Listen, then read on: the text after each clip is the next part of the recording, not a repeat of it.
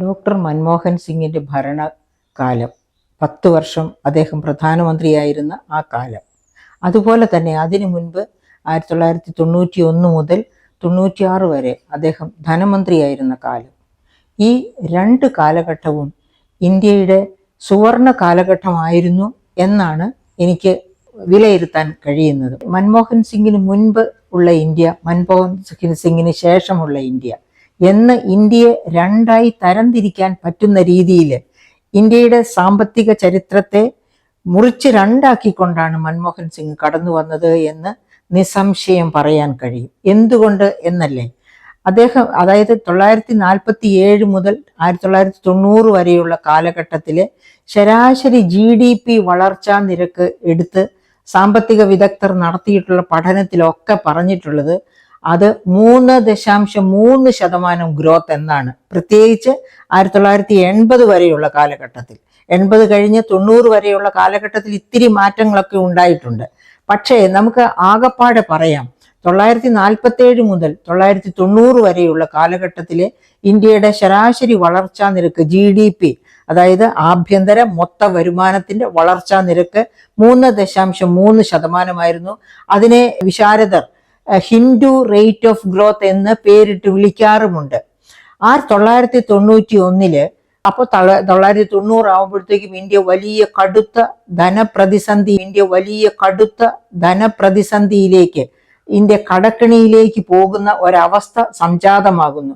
അതിൻ്റെ കാരണങ്ങൾ ഒരുപാടാണ്. ഏറ്റവും പ്രധാനപ്പെട്ട കാരണം തന്നെ ഇവിടെ നിലനിന്നിരുന്ന ലൈസൻസ് രാജ്, അതായത് 1956 ഇൻഡസ്ട്രിയൽ പോളിസി റെസൊല്യൂഷൻ ആക്ട് അനുസരിച്ച് ഇന്ത്യയിലെ പരമപ്രധാനങ്ങളായ 18 വ്യവസായങ്ങൾ പൊതുമേഖലയിൽ മാത്രമായിട്ട് ഇയർമാർക്ക് ചെയ്തിരുന്നു. ആ മേഖലയിലേക്ക് സ്വകാര്യ പങ്കാളിത്തമോ സ്വകാര്യ മുതൽ മുടക്കോ വന്നു കയറാൻ പാടില്ലാത്ത രീതിയിലായിരുന്നു ആ നിയമം ചെയ്തിരുന്നത്. അപ്പോൾ അതിൻ്റെ ഫലമായിട്ട് എന്ത് സംഭവിച്ചു?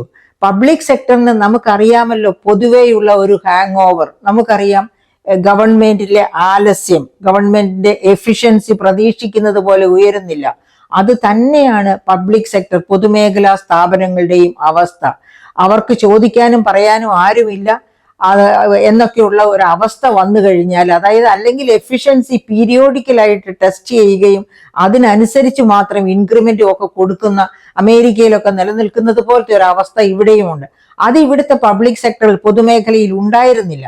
അങ്ങനെ ആ പൊതുമേഖലകളൊക്കെ തന്നെ പലതും നഷ്ടത്തിൽ ഓടുന്ന അവസ്ഥ, അത്തരം ഒരു സിറ്റുവേഷൻ. അങ്ങനെയൊക്കെയാണ് ഈ GDP ഗ്രോത്ത് ശരാശരി 3.3 ഒതുങ്ങിപ്പോയത്.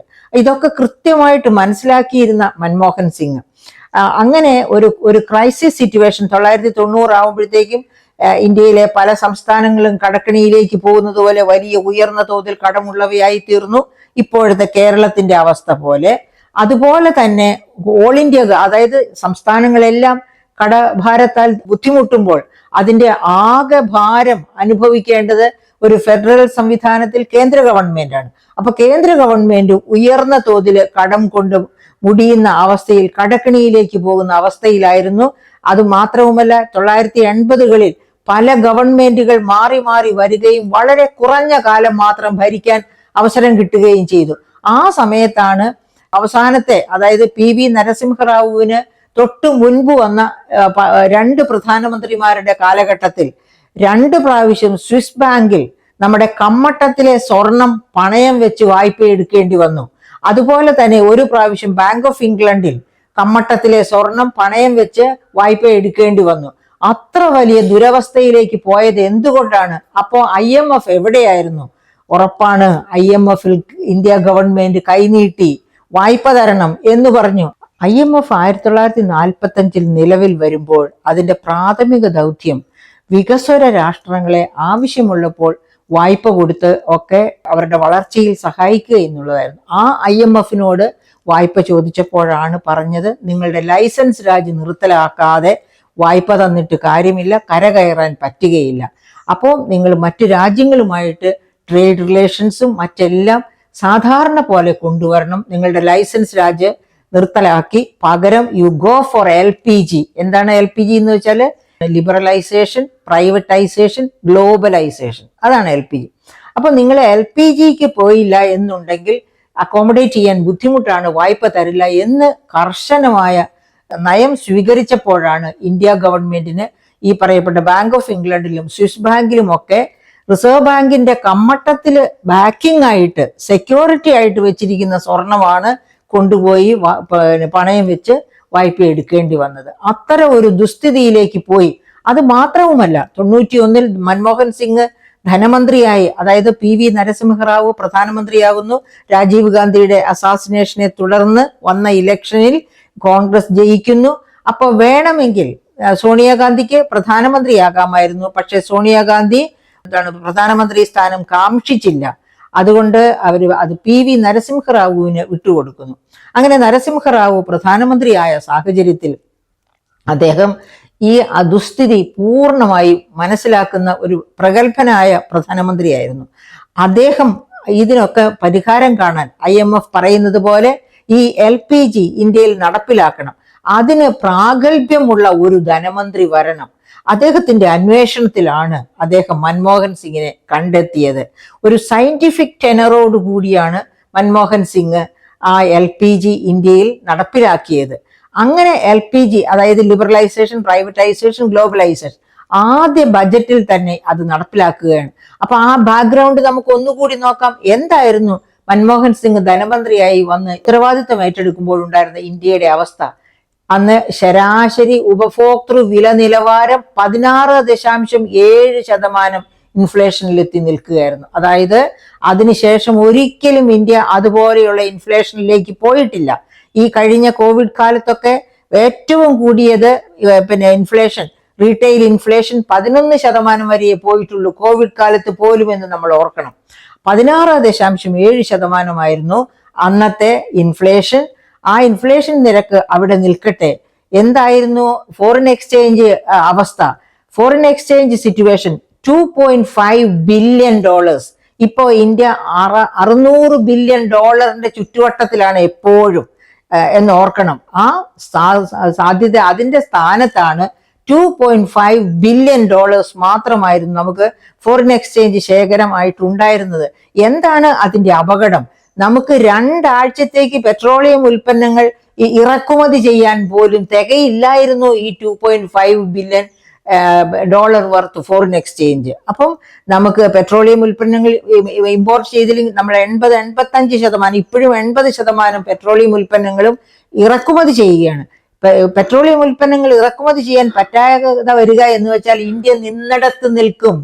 അതായത് ഒരു വണ്ടി ഓടണമെങ്കിൽ ലൂബ്രിക്കന്റ് വേണം, പെട്രോൾ, അതായത് അതാണ് എണ്ണ വേണം. ആ എണ്ണ നിന്നു പോയാൽ ഒരു ഇക്കോണമിയും അതുപോലെ തന്നെയാണ്. പെട്രോളിയം ഉൽപ്പന്നങ്ങൾ ആ ഇക്കോണമിയെ ലൂബ്രിക്കേറ്റ് ചെയ്യുന്ന ലൂബ്രിക്കന്റ് ആണ്. ആ ലൂബ്രിക്കേറ്റ് ചെയ്യുന്ന ലൂബ്രിക്കന്റ് ഇല്ലാതെ വരാൻ പറ്റില്ല. കാരണം നമുക്ക് അങ്ങ് പഞ്ചാബിൽ കിടക്കുന്ന അരി കേരളത്തിൽ എത്തണം, പഞ്ചാബിൽ കിടക്കുന്ന ഗോതമ്പ് കേരളത്തിൽ എത്തണം. ഈ തരത്തിലാണ് ഇവിടുത്തെ ക്രയവിക്രയങ്ങളും ഭക്ഷണവും എല്ലാം നടക്കുന്നത്. അപ്പം നമുക്ക് പെട്രോളിയം ഉൽപ്പന്നങ്ങൾ ഇറക്കുമതി ചെയ്യണം, അതിന് ഫോറിൻ എക്സ്ചേഞ്ച് വേണം. ഇങ്ങനെയൊക്കെയുള്ള വലിയ ഒരു ബുദ്ധിമുട്ടാർന്ന ഒരു ഘട്ടത്തിലാണ് മൻമോഹൻ സിംഗ് ധനമന്ത്രിയായി ചുമതലയേൽക്കുന്നത്. അങ്ങനെ ആദ്യത്തെ ബജറ്റിൽ തന്നെ LPG, ആദ്യത്തെ ബജറ്റിൽ അദ്ദേഹത്തിന്റെ ഒരു സെന്റൻസ് ഞാൻ ഇവിടെ പറയാം. ഇത് പറയുന്നതിന് ഒരു കോണ്ടെക്സ്റ്റ് ഉണ്ട്. ഈ പുസ്തകത്തിൽ നിന്ന് ഞാൻ വായിക്കുന്നതിന് ഒരു കോണ്ടെക്സ്റ്റ് ഉണ്ട്. അദ്ദേഹത്തെ പറ്റി 2021 ഡോക്ടർ B വിവേകാനന്ദൻ, അദ്ദേഹം JNUവിൽ നിന്ന് റിട്ടയർ ചെയ്ത ഒരു പ്രൊഫസറാണ്. മൻമോഹൻ സിംഗിനെ പറ്റി അദ്ദേഹം ഒരു ആർട്ടിക്കിള് സോഷ്യൽ സയൻസ് ഇൻ പേഴ്സ്പെക്റ്റീവിൽ എഴുതി. എന്തായിരുന്നു ആർട്ടിക്കിളിന്റെ പേര്? Doctor Manmohan Singh a fit case for impeachment എന്നായിരുന്നു ആ ആർട്ടിക്കിളിന്റെ തലക്കെട്ട്. ആ ആർട്ടിക്കിളിൽ അദ്ദേഹം ഒരു ഇംപീച്ച് ചെയ്യാൻ അർഹതയുള്ള പ്രധാനമന്ത്രിയായിരുന്നു മൻമോഹൻ സിംഗ് എന്ന് എസ്റ്റാബ്ലിഷ് ചെയ്യാനാണ് ഡോക്ടർ B വിവേകാനന്ദൻ ശ്രമിച്ചത്.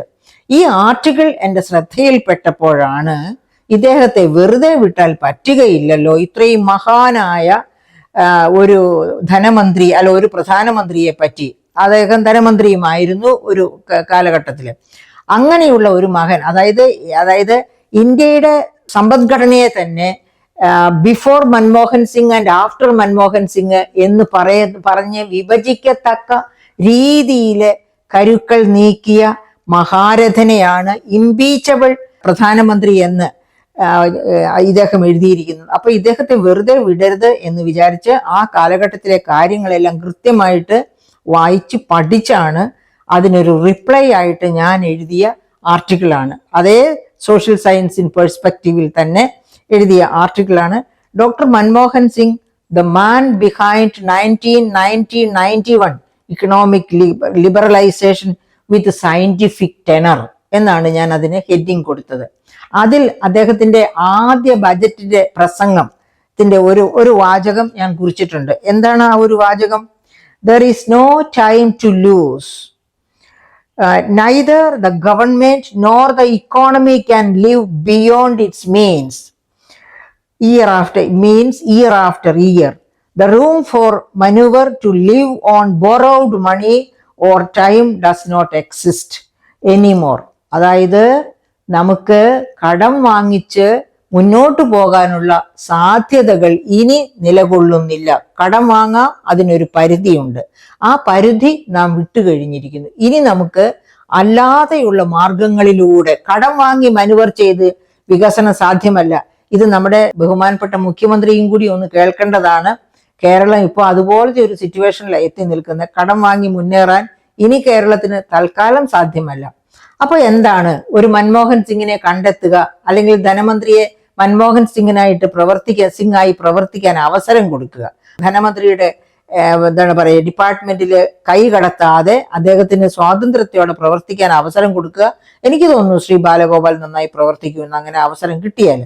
അപ്പൊ ഇവിടെ ഇന്ത്യയിൽ എന്താണ് സംഭവിച്ചത്? മൻമോഹൻ സിംഗ് ആ സിറ്റുവേഷൻ കൃത്യമായിട്ട് മനസ്സിലാക്കിക്കൊണ്ടാണ് അദ്ദേഹത്തിന്റെ ധനപരമായ പോളിസികളുമായിട്ട് മുന്നോട്ട് പോകുന്നത്. അപ്പൊ ആദ്യ ബജറ്റിൽ തന്നെ അദ്ദേഹം എന്തു ചെയ്തു? LPG ലിബറലൈസേഷൻ, പ്രൈവറ്റൈസേഷൻ, ഗ്ലോബലൈസേഷൻ ഇത് കൊണ്ടുവന്നു. അതുകൊണ്ട് തീർന്നില്ല. ഞാൻ നേരത്തെ സൂചിപ്പിച്ചല്ലോ, വില നിലവാരം 16.7%-ലെത്തി. അതായത് ദുസ്സഹമായ പണപ്പെരുപ്പം, അതായിരുന്നു വിലക്കയറ്റം, അതായിരുന്നു അവസ്ഥ. അപ്പൊ ആരെയാണ് ഈ വിലക്കയറ്റം പീഡിപ്പിക്കുന്നത്? അത് നേരിട്ട് പീഡിപ്പിക്കുന്നത് താഴെ തട്ടിലുള്ള ജനവിഭാഗത്തെയാണ്. അവർ പട്ടിണിയിലും പരിവട്ടത്തിലും മാത്രമല്ല, പോഷകാഹാര ദാരിദ്ര്യത്തിലും ഉഴലുന്ന ഒരവസ്ഥ അന്ന് നിലവിലിരുന്നു ഇന്ത്യയിൽ. അപ്പൊ ആ അവസ്ഥയിൽ നിന്ന് ഇവിടുത്തെ ജനതയെ, സാമാന്യ ജനതയെ രക്ഷപ്പെടുത്തണം എന്നുണ്ടെങ്കിൽ ഈ പറയപ്പെട്ടതുപോലെ ഈ ലിബറലൈസേഷൻ, പ്രൈവറ്റൈസേഷൻ, ഗ്ലോബലൈസേഷൻ കൊണ്ടുവന്നേ പറ്റൂ എന്ന് മനസ്സിലാക്കിക്കൊണ്ടാണ് PV നരസിംഹ റാവുവിനോട് ചേർന്ന് നിന്നുകൊണ്ട് IMF-ന്റെ ഒക്കെ ഉപദേശപ്രകാരം, കാരണം ഉപദേശം കൊടുത്തത് മോശമല്ല, അത് IMF-ന്റെ സ്ഥാപിത ലക്ഷ്യമാണ്, നോമാണ്, ഈ പറയപ്പെട്ട വികസ്വര രാഷ്ട്രങ്ങളെ വികസനത്തിലേക്ക് കൊണ്ടുവരിക. അപ്പൊ എന്തൊക്കെ പാകപ്പിഴകൾ ശ്രദ്ധയിൽപ്പെടുന്നുവോ അത് ചൂണ്ടിക്കാണിക്കണം, എന്നിട്ട് വേണം വികസനത്തിലേക്ക് നയിക്കാൻ. അങ്ങനെയുള്ള ആ വികസന നയത്തിൽ അവരുടെ ഭാഗഭാഗിത്വം വളരെ അത്യാവശ്യമുള്ളതാണ്. അപ്പൊ ആ ഉപദേശവും ഒക്കെ ചേർന്നാണ് മൻമോഹൻ സിംഗ് തന്റെ ആദ്യ ബജറ്റിൽ തന്നെ ഈ വിലക്കയറ്റം പിടിച്ചു നിർത്താൻ എന്തൊക്കെ ആകാം അദ്ദേഹം 2 പ്രാവശ്യം, അതായത് അതിന്റെ ഒരു ഭാഗമായിട്ട് വിലക്കയറ്റം പിടിച്ചു നിർത്തുന്നതിനുള്ള ശ്രമം എന്ന രീതിയിൽ ആദ്യം ഡീവാലുവേഷൻ 16% ഡീവാലുവേഷൻ നടത്തി. അതായത് ഡോളറുമായിട്ടുള്ള വാല്യൂവില് പിന്നെ 6%, അങ്ങനെ 22% ഡിവാലുവേഷൻ കൊണ്ടുവരേണ്ടി വന്നു. അതിനെയൊക്കെ കുറെ പേരൊക്കെ എതിർത്തു. പക്ഷെ ആ എതിർപ്പൊന്നും കാര്യമില്ലായിരുന്നു. അങ്ങനെയാണ് വില നിലവാരത്തെ പിടിച്ചു കെട്ടി താഴേക്ക് കൊണ്ടുവന്നു. തീർന്നില്ല. വേറൊരു വളരെ പ്രധാനപ്പെട്ട അദ്ദേഹത്തിന്റെ നടപടി എന്തായിരുന്നു? അതായത് ഇങ്ങോട്ട് നമ്മുടെ പ്രവാസികൾ അയക്കുന്ന പണം, അതുപോലെ ഏതെങ്കിലും തരത്തിലുള്ള കച്ചവട സംബന്ധമായിട്ടോ ഏതെങ്കിലും ഒക്കെ തരത്തിൽ ഇന്ത്യയിലേക്ക് വരുന്ന ഫോറിൻ എക്സ്ചേഞ്ച് മുഴുവനും ഹവാല റേറ്റിലായിരുന്നു വരുന്നത്. അതായത് ഹവാല റേറ്റിൽ വരുന്നു എന്ന് പറഞ്ഞാൽ reserve bank of India authorise ചെയ്ത കൗണ്ടറുകൾ വഴി മാത്രമാണ് ഫോറിൻ എക്സ്ചേഞ്ച് ഇന്ത്യയിലേക്ക് വരേണ്ടത്. അതാണ് വൈറ്റ് മണി, വെള്ളപ്പണമായിട്ട് വരുന്നു എന്ന് നാം പറയുന്നത്. അന്ന് ഈ 1990, 1980, 90 കാലഘട്ടത്തിലൊക്കെ ഏത് പണവും ഹവാല പണമായിട്ട്, അതായത് റിസർവ് ബാങ്ക് ഓഫ് ഇന്ത്യയുടെ കൗണ്ടർ വഴിയല്ല വരുന്നത്.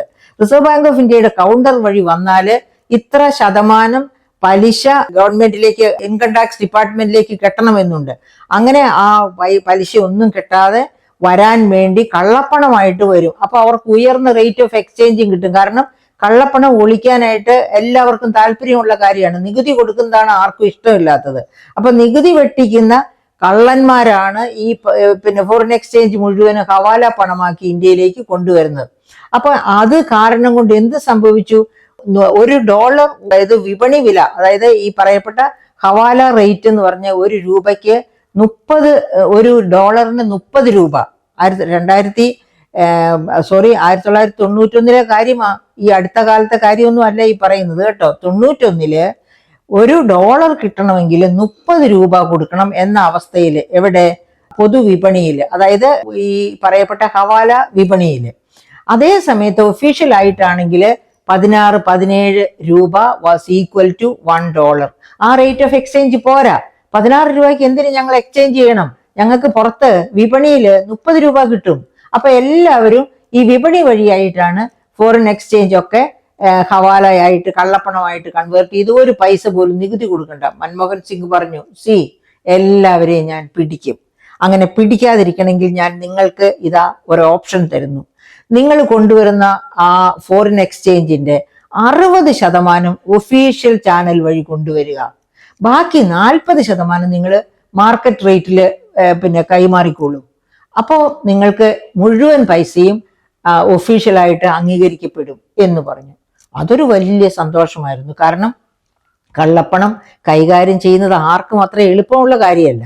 അപ്പോൾ ഇത് 60% വെള്ളപ്പണമാക്കി കൊണ്ടുവരാൻ നിങ്ങൾ ശ്രമിക്കുന്നു എന്ന് വെച്ചാൽ ഈ പറയപ്പെട്ട 16 രൂപ എക്സ്ചേഞ്ച് റേറ്റിൽ കൊണ്ടുവരണം. അങ്ങനെ കൊണ്ടുവരികയാണെങ്കിൽ നിങ്ങൾക്ക് ബാക്കി 40%, നിങ്ങൾ കൊണ്ടുവരുന്നതിന്റെ 40% വിപണിയിലെ രീതി അനുസരിച്ച് എക്സ്ചേഞ്ച് ചെയ്യാം. അതൊരു വലിയ ഓഫറായിട്ട് കണക്കാക്കി അങ്ങനെ ഘട്ടം ഘട്ടമായി നടപടികളിലൂടെ മൻമോഹൻ സിംഗ് ആ കള്ളപ്പണത്തിന്റെ വ്യാപനം ഇന്ത്യയിൽ കുറച്ചു. ഇന്ത്യൻ രൂപയുടെയും ഡോളറിന്റെയും എക്സ്ചേഞ്ച് റേറ്റിൽ അതുവരെ 30 രൂപയായിരുന്നത് 17, 18, 19 എന്ന രീതിയിൽ നിൽക്കത്തക്ക ഒരവസ്ഥ സൃഷ്ടിച്ചു. ഇനി നമ്മൾ വ്യാവസായിക മേഖലയിലേക്ക് വന്നാലോ? വ്യാവസായിക മേഖലയിൽ 1956 ഇൻഡസ്ട്രിയൽ പോളിസി റെസൊല്യൂഷൻ ആക്ട് അനുസരിച്ചാണ് ഈ 18 പരമപ്രധാന വ്യവസായങ്ങളെ പൊതുമേഖലയിൽ തന്നെ തളച്ചിട്ടിരുന്നത്. അത് ലിഫ്റ്റ് ചെയ്തു. ആ ലൈസൻസ് രാജിന് ഗുഡ് ബൈ പറഞ്ഞുകൊണ്ട് പൊതുമേഖലാ സ്ഥാപനങ്ങളുടെ അതിലേക്ക്, അതായത് അതിൻ്റെ ആ ലൈസൻസ് രാജ് ലിഫ്റ്റ് ചെയ്തുകൊണ്ട് ഈ പൊതുമേഖലയിൽ ഇട്ടിരുന്ന 18 വ്യവസായം, അതിലെ ഏതാനും, അതായത് ആംസ് ആൻഡ് അമ്യൂണിഷൻ അങ്ങനെയുള്ള, അതായത് ഈ ഡിഫൻസുമായിട്ട് ബന്ധപ്പെട്ട ഏതാനും വ്യവസായങ്ങൾ ഒഴിച്ച് ബാക്കിയെല്ലാം, അതായത് സ്വകാര്യവൽക്കരണം സാധ്യമാക്കി. അത് നിലവിലിരിക്കുന്ന പൊതുമേഖല അവിടെ നിലകൊള്ളും. പക്ഷേ ആ പൊതുമേഖലയിലേക്ക് ഏത് സ്വകാര്യ വ്യക്തിക്കും കടന്നു വരാം, അതുപോലെ വിദേശ മൂലധനത്തിനും കടന്നു വരാം എന്ന രീതിയിൽ നിയമ മാറ്റം, അതായത് ആ ഇൻഡസ്ട്രിയൽ ലൈസൻസിങ് എടുത്തു മാറ്റി. ലൈസൻസ് കൂടാതെ തന്നെ സ്വകാര്യ മേഖലയിലേക്ക് സ്വകാര്യ വ്യക്തികളും വ്യവസായം തുടങ്ങുന്നതിനുള്ള ലൈസൻസ് മേടിക്കണം. പക്ഷെ അത് ലൈസൻസ് രാജിലെ ലൈസൻസ് അല്ല. അതിൻ്റെ ലൈസൻസ് രാജിലെ ലൈസൻസിന്റെ പ്രത്യേകത എന്താണ്? ഈ 18 വ്യവസായങ്ങൾ പൊതുമേഖലയ്ക്ക് മാത്രമേ തുടങ്ങാവൂ എന്നായിരുന്നു. ഇതങ്ങനെയല്ല, ആർക്കും തുടങ്ങാം. പക്ഷെ അതിന് മിനിസ്ട്രി ഓഫ് ഇൻഡസ്ട്രിയുടെ ലൈസൻസ് വേണ്ടി വരും, അത്രയേ ഉള്ളൂ. അപ്പൊ അങ്ങനെ ഉള്ള ആ നയ വ്യത്യാസം അത് കൊണ്ടുവന്നു. അങ്ങനെ വ്യാവസായിക മേഖലയെ പുരോഗതിയിലേക്ക് നയിക്കാനുള്ള സാധ്യതയൊരുക്കി. അതിനു മുൻപ് എന്തായിരുന്നു അവസ്ഥ? അതായത് ഇൻഫന്റ് ഇൻഡസ്ട്രി ആർഗ്യുമെന്റ് പറഞ്ഞുകൊണ്ട് ഇന്ത്യയിലേക്ക് വിദേശ മൂലധനം വരുന്നത് നിരോധിച്ചു. അതുപോലെ വിദേശത്ത് ഉൽപ്പാദിപ്പിക്കുന്ന ഉൽപ്പന്നങ്ങൾ കൊണ്ടുവരുന്നത് നിരോധിച്ചു. അപ്പോഴൊക്കെ നമ്മൾ വിദേശത്ത് പ്രവാസികൾ ജോലി ചെയ്യുന്നവര് വീട്ടിലേക്ക് വരുമ്പോൾ എന്തെങ്കിലും കൊണ്ടുവന്നാൽ അതിന് പോലും ഇത് കൊടുക്കണമായിരുന്നു. ഒരു TV കൊണ്ടുവന്നാൽ 720%, ഇലക്ട്രോണിക് ഉൽപ്പന്നങ്ങൾ കൊണ്ടുവന്നാൽ 720% നികുതി കൊടുക്കണം. അങ്ങനെയൊക്കെയായിരുന്നു അന്ന് നിലവിലിരുന്നത്. അതൊക്കെ സ്ലാഷ് ചെയ്തു, അതൊക്കെ വെട്ടിക്കുറച്ചു. അപ്പൊ എക്സ്പോർട്ട് ചെയ്യുന്നതിന് ഇവിടെ എൻകറേജ്മെന്റ് ഒത്തിരി കൊടുത്തിരുന്നു. ആ എൻകറേജ്മെന്റും കുറെ വെട്ടിക്കുറച്ചു. അതുപോലെ ഇമ്പോർട്ട് റെസ്ട്രിക്ഷൻസും എടുത്തു മാറ്റി. അതായത് 700 ചില്ലുവാനം ഉൽപ്പന്നങ്ങളിലുള്ള ഇമ്പോർട്ട് റെസ്ട്രിക്ഷൻ ആണ് എടുത്തു മാറ്റിയത് 3 ബജറ്റ് വഴി. അതിന്റെ ഡീറ്റെയിൽസിലേക്ക് ഞാൻ പോകുന്നില്ല. അപ്പൊ അങ്ങനെ വളരെ വിശദമായ മാറ്റങ്ങളാണ് അദ്ദേഹത്തിന്റെ ആദ്യ ബജറ്റിൽ തന്നെ ആരംഭം കുറിച്ചത്. തുടർന്ന് മറ്റ് 4 ബജറ്റുകളിലും ഇതിനെ ഫോളോ അപ്പ് ആയിട്ട് കൂടുതൽ മാറ്റങ്ങൾ കൊണ്ടുവന്നു. ലഭ്യമായ റിസോഴ്സസിനെ മുഴുവനും വളരെ നല്ല രീതിയിൽ വിനിയോഗിക്കാൻ, അതായത് ബജറ്റ് വഴി അലൊക്കേറ്റ് ചെയ്യുന്ന ഫണ്ട് വളരെ നല്ല രീതിയിൽ വിനിയോഗിക്കാനുള്ള എല്ലാ സാധ്യതകളും ഒരുക്കിക്കൊണ്ട് അങ്ങനെ കർശനമായ നിയന്ത്രണങ്ങൾ, അതായത് മേൽനോട്ടത്തിലൂടെ കടന്നുപോയ ഒരു 5 വർഷങ്ങളായിരുന്നു. അങ്ങനെ നമ്മുടെ അന്ന് ഉണ്ടായിരുന്ന 1991 ഉണ്ടായിരുന്ന ഡെഫിസിറ്റ്, അതായത് ഒത്തിരി വലിയ അതായത് എന്താണ് ഫിസ്ക്കൽ ഡെഫിസിറ്റ്, റവന്യൂ കമ്മി, അതുപോലെ ധനക്കമ്മി, ഇത് രണ്ടും വളരെ ഉയർന്നു നിന്നിരുന്നു. അതിനെയൊക്കെ ശരാശരി, അതായത് അപകടരഹിതമായ തലത്തിലേക്ക് താഴ്ത്തി കൊണ്ടുവരാൻ മൻമോഹൻ സിംഗിന് 5 വർഷങ്ങൾ കൊണ്ട് കഴിഞ്ഞു. അങ്ങനെയൊക്കെ കഴിഞ്ഞ് ഇന്ത്യക്ക് ഒരു നല്ല ശക്തമായ അടിത്തറ സൃഷ്ടിച്ചു കഴിഞ്ഞാണ് തൊട്ടടുത്ത് BJP ഗവൺമെന്റ് വരുന്നത്, വാജ്പേയി പ്രധാനമന്ത്രിയായിട്ട് വരുന്നത്. ആ വാജ്പേയി ഗവൺമെന്റിനെ താഴെ ഇറക്കിക്കൊണ്ടാണ് അതിനടുത്ത പ്രാവശ്യം വീണ്ടും 2004 മൻമോഹൻ സിംഗ് പ്രധാനമന്ത്രിയായിട്ട് വരുന്നത്. ആ പ്രധാനമന്ത്രി പദത്തിൽ ഇരിക്കുന്ന കാലഘട്ടത്തിൽ അദ്ദേഹത്തിന്റെ കാലഘട്ടത്തിൽ വന്ന ആ മാറ്റങ്ങളെയൊക്കെ പരിപോഷിക്കത്തക്ക രീതിയിൽ അത് ഇന്ത്യൻ ഇക്കോണമിയെ വളർച്ചയിലേക്ക് നയിക്കുന്ന രീതിയിൽ തന്നെ കൊണ്ടുപോയി എന്നത് വളരെ പ്രധാനപ്പെട്ട കാര്യങ്ങളാണ്. അതോടൊപ്പം തന്നെ അസമത്വത്തിനെതിരെ അദ്ദേഹം ആഞ്ഞടിച്ചു. ആദ്യത്തെ അടി എങ്ങനെയായിരുന്നു? ഒരു പുതിയ നിയമം കൊണ്ടുവന്നുകൊണ്ട്, അതായത് MGNREGP, Mahatma Gandhi national rural employment scheme, ആ നിയമം കോൺസ്റ്റിറ്റ്യൂഷണലായിട്ട് ഒരു നിയമമായി കൊണ്ടുവന്നു. ആ നിയമം എന്താണ് പറയുന്നത്? 100 ദിവസം എങ്കിലും അത്യാവശ്യമായിട്ടും ദരിദ്ര കുടുംബങ്ങളിൽ പ്രത്യേകിച്ചും സ്ത്രീകൾക്ക് തൊഴിൽ കൊടുത്തിരിക്കണം. അപ്പോൾ തൊഴിൽ ഒരു ജീവനോപാധിയായിട്ട് അംഗീകരിച്ച് അസമത്വം ലഘൂകരിക്കാൻ വേണ്ടി പോഷകാഹാരത്തോടുകൂടി മനുഷ്യർക്ക് ജീവിക്കാൻ കഴിയാൻ ഒരു സാധ്യത ഒരുക്കിക്കൊണ്ടാണ് ഈ തൊഴിലുറപ്പ് പദ്ധതി കൊണ്ടുവന്നത്. ഒരു പക്ഷേ ലോകത്തെ ഏറ്റവും പ്രധാനപ്പെട്ട ഒരു ജനസ്നേഹത്തോടെ, അതായത് ജനക്ഷേമ ഉന്മുഖമായ ഒരു നടപടിയായിരുന്നു, ഒരു നിയമമായിരുന്നു തൊഴിലുറപ്പ് പദ്ധതി എന്ന രീതിയിൽ അദ്ദേഹം കൊണ്ടുവന്നത്. അദ്ദേഹം കൊണ്ടുവന്നു എന്ന് പറയുമ്പോൾ അന്ന് UPA ഗവൺമെന്റിനെ സപ്പോർട്ട് ചെയ്തിരുന്ന LDFനും അതിനകത്ത് നല്ല റോളുണ്ട്. അപ്പൊ അവരെല്ലാവരും കൂടി ചേർന്ന് ഒരു മനസ്സോടെ നിന്നാണ് ഈ തൊഴിലുറപ്പ് പദ്ധതി കൊണ്ടുവന്നത്. അപ്പൊ അതിന്റെ ക്രെഡിറ്റും അന്ന് ഗവൺമെന്റിനെ സപ്പോർട്ട് ചെയ്തിരുന്ന എല്ലാവർക്കുമായിട്ട് നമുക്ക് ഷെയർ ചെയ്യാം. പക്ഷെ ഇദ്ദേഹമായിരുന്നു അതിന്റെ ചുക്കാൻ പിടിച്ചിരുന്നത്. അങ്ങനെ ആ നിയമത്തിന്റെ ബലത്തോടെ ഇന്ത്യ കൂടുതൽ, അതായത് ഹ്യൂമൻ ഹങ്കർ ഇൻഡെക്സ് 2000 ഉണ്ടായിരുന്ന ഹങ്കർ ഇൻഡെക്സ് അല്ലായിരുന്നു 2010 ഉണ്ടായിരുന്നത്. 2010 42 ആയിരുന്നു ഹങ്കർ ഇൻഡെക്സ്. അതായത് 2010 ആയപ്പോഴത്തേക്കും അതിന് മുൻപുണ്ടായിരുന്നതിനേക്കാൾ ഹങ്കർ ഇൻഡെക്സിൽ താഴ്ച വന്നു. വീണ്ടും ഹങ്കർ ഇൻഡെക്സ് കുറയുമായിരുന്നു മൻമോഹൻ സിംഗ് ഒരു ടേം കൂടി പ്രധാനമന്ത്രിയായി വന്നിരുന്നെങ്കിൽ. പക്ഷേ ഇപ്പൊ എന്താണ്? 2010 42 നിന്നിരുന്ന ഹങ്കർ ഇൻഡെക്സ് ഇപ്പോൾ 111 നിൽക്കുന്നു എന്ന് നമ്മൾ ഓർക്കണം. അപ്പോ ഇന്ത്യയിലെ ദരിദ്രർ കൂടുതൽ ദരിദ്രരായി, സമ്പന്നർ കൂടുതൽ സമ്പന്നരായി എന്ന് പറയുന്നതിൽ അതിശയോക്തി ഒട്ടുമില്ല. ഇത് കണക്കാണ്, ആഗോള തലത്തിലുള്ള കണക്കാണ്. 42ാം റാങ്കിലായിരുന്നു ആഗോള ഹങ്കർ ഇൻഡെക്സിൽ ഇന്ത്യ 2010. ആ ഇന്ത്യയാണ് ഇപ്പോൾ 111 കൂപ്പുകുത്തുന്ന. 42 നിന്ന് 111 പോകണമെങ്കിൽ എത്ര മോശമായി ഇന്ത്യയുടെ ഇക്വാളിറ്റി, ഇന്ത്യയിലെ സാധാരണ പാവപ്പെട്ടവരിലേക്ക് ഇറ്റിച്ചിറങ്ങി ചെല്ലണം. വികസനം എന്താണ് വേണ്ടത്? വികസനം പാവപ്പെട്ടവരിലേക്ക് ഇറ്റിച്ചിറങ്ങണം. അതാണ് സാമ്പത്തിക ശാസ്ത്രം പഠിപ്പിക്കുന്നത്. പകരം ഇവിടെ ഇന്ത്യയിൽ ഇപ്പൊ എന്താ സംഭവിച്ചുകൊണ്ടിരിക്കുന്നത്? വികസനം പാവപ്പെട്ടവരിലേക്ക് ഇറ്റിച്ചിറങ്ങുന്നതിന് പകരം ഷൂട്ടപ്പ് ചെയ്ത് മുകളിലേക്ക് പോകുന്നു, ധനികരുടെ പോക്കറ്റ് വലുതാക്കുന്നു. അതാണ് സംഭവിച്ചുകൊണ്ടിരിക്കുന്നത്. അപ്പോൾ ഇതൊക്കെ നമ്മൾ മനസ്സിലാക്കണം. അത് മൻമോഹൻ സിംഗിനെ പോലുള്ളൊരു മനുഷ്യനെ മനസ്സിലാക്കുമ്പോഴാണ് അതിനെതിരെ പ്രവർത്തിക്കുന്നവരുടെ ആ ക്രൗര്യമുഖം നമ്മുടെ ദൃഷ്ടിയിൽ പതിഞ്ഞു പോകുന്നത്. അപ്പൊ മൻമോഹൻ സിംഗ് അങ്ങനെ ഈ തൊഴിലുറപ്പ് പദ്ധതിയിലൂടെ പാവപ്പെട്ടവരുടെ കൂടെ നിന്നു, അവരെ ചേർത്ത് പിടിച്ചു. അതുപോലെ തന്നെയാണ് 2013 അദ്ദേഹത്തിന്റെ ഭക്ഷ്യസുരക്ഷ ആക്ട്. ആ ഭക്ഷ്യസുരക്ഷ ആക്ടിൽ എന്താണ് അദ്ദേഹം പറയുന്നത്? അതായത് ഒരു ആപത് സന്ധി, അതായത് ഭക്ഷണം ലഭ്യമല്ലാത്ത, ഭക്ഷണ ദൗർലഭ്യമുള്ള ഒരു കാലഘട്ടം ഉണ്ടായാൽ അന്ന് താഴെ തട്ടിലെ 68% ജനങ്ങൾക്ക്, അതിദരിദ്രർ തൊട്ട് മുകളിലേക്കുള്ള മിഡിൽ ഇൻകത്തിന്റെയും അപ്പർ മിഡിൽ ഇൻകം വരെ ഉള്ളവർ ചേരും ഈ പറയപ്പെട്ട 68% എന്ന് പറയുമ്പോൾ 68% ജനങ്ങൾക്ക് ഭക്ഷണം അവകാശമാക്കുന്ന നിയമമാണ് ഫുഡ് സെക്യൂരിറ്റി ആക്ട് എന്ന് പറയാം. അതും കോൺസ്റ്റിറ്റ്യൂഷണൽ നിയമമാണ്. അപ്പൊ ആ നിയമം എങ്ങനെയാണ് പറയുന്നത്? വെറുതെ ഭക്ഷണം കൊടുക്കുക, എന്തെങ്കിലും കൊടുക്കുക എന്നല്ല ഉദ്ദേശിക്കുന്നത്. അതായത് പോഷക ഗുണം നിറഞ്ഞ ആഹാരം. അതിനെന്താണ് പറയുന്നത് ആക്ടില്? അരി, ഗോതമ്പ്, ആട്ട, തീർന്നില്ല 5 തരം പയറുവർഗ്ഗങ്ങൾ, അപ്പോഴാണ് പോഷക ആഹാരമാകുന്നത്. അതുകൂടാതെ അവിടെയും തീരുന്നില്ല, ഭക്ഷ്യ എണ്ണ, പഞ്ചസാര, ഇത്രയും ഉൽപ്പന്നങ്ങൾ അടങ്ങിയ ഭക്ഷ്യ കിറ്റ്, ഭക്ഷ്യ സെക്യൂരിറ്റി ആണ് ഈ ഭക്ഷ്യസുരക്ഷാ ആക്ട് നിർദ്ദേശിക്കുന്നത്. അപ്പം നമ്മൾ ഓർത്തു പോകേണ്ട ഒരു വളരെ പ്രധാനപ്പെട്ട കാര്യമുണ്ട്. ഈ ഭക്ഷ്യസുരക്ഷാ ആക്ട് ഇല്ലായിരുന്നുവെങ്കിൽ 2019-20 കോവിഡ് കാലത്ത് എന്താകുമായിരുന്നു ഇന്ത്യയിലെ സ്ഥിതി?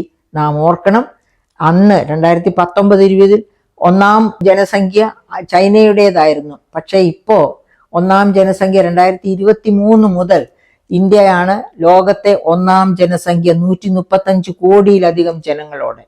അപ്പൊ ഈ ഏകദേശം 132 കോടിയൊക്കെ ജനങ്ങളുള്ള ഒരു രാജ്യത്ത് ഈ ഭക്ഷ്യസുരക്ഷാ ആക്ട് അപ്പൊ എന്താ? അത് മൻമോഹൻ സിംഗ് കൊണ്ടുവന്നു. അദ്ദേഹത്തിന്റെ കാലം കഴിഞ്ഞു വന്ന മോദി ഗവൺമെന്റ്, അതായത് ഒരു ഗവൺമെന്റിന് ഇഷ്ടപ്രകാരം നിർത്തലാക്കാവുന്ന ഒരു നിയമമല്ല അത്. അതാണ് കോൺസ്റ്റിറ്റ്യൂഷണൽ ആക്ട്. അത് പിന്നെ പാർലമെന്റിൽ കൊണ്ടുവന്നൊക്കെ വേണം, വളരെ കഷ്ടപ്പെട്ട് വേണം അതിനെ ഇല്ലാതെയാക്കാൻ. പക്ഷെ അതിനെ ഇല്ലാതെയാക്കുമ്പോൾ ജനരോഷം കത്തുമെന്ന് എല്ലാവർക്കും അറിയാം. അങ്ങനെ ആ നിയമം നിലവിൽ നിൽക്കെയാണ് COVID-19 വരുന്നത്.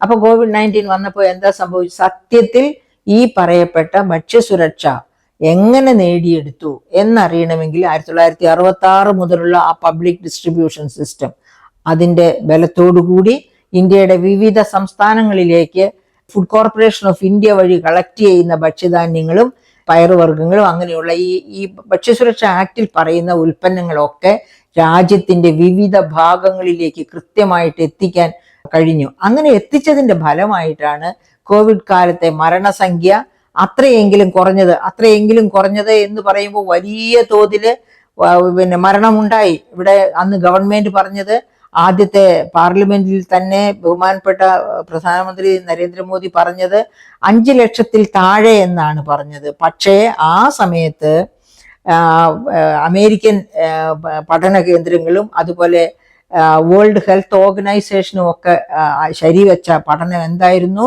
39 ലക്ഷത്തിനും 49 ലക്ഷത്തിനും ഇടയിൽ മരണം ഇന്ത്യയിൽ ഉണ്ടായി എന്നായിരുന്നു. കേരളത്തിൽ തന്നെ 7000 പേരെ മരിച്ചുള്ളൂ എന്ന് ഗവൺമെന്റ് പറഞ്ഞിരുന്നു.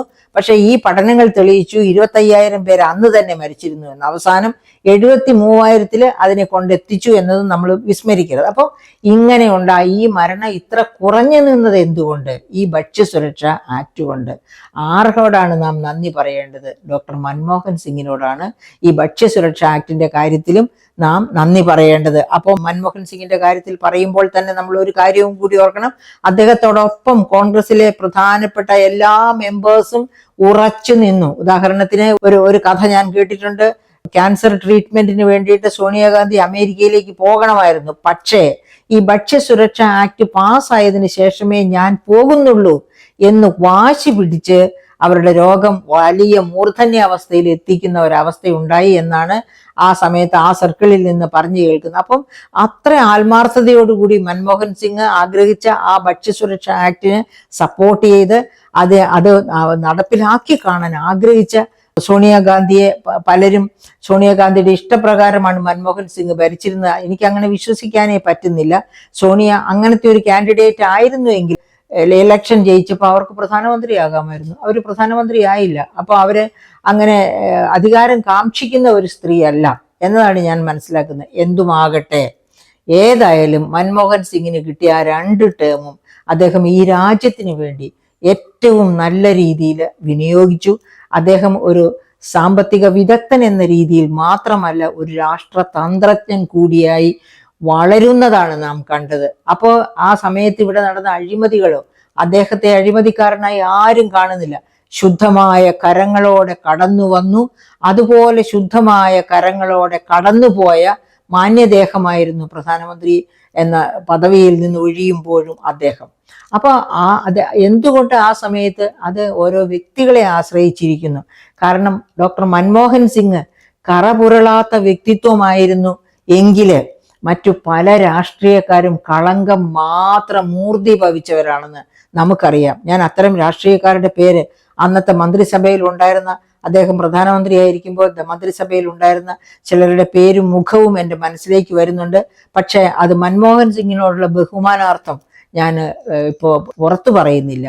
കാരണം മൻമോഹൻ സിംഗ് പുറത്തു പറയാൻ മടിച്ച പേരുകൾ എന്തുകൊണ്ട് ഞാനായിട്ട് പുറത്തു പറയണം? അത് തന്നെയുമല്ല, ഇന്ത്യയിലെ ബുദ്ധികൂർമ്മതയുള്ള മനുഷ്യർക്ക് അവരെ തീർച്ചയായിട്ടും മനസ്സിലാക്കാൻ പറ്റുകയും ചെയ്യും.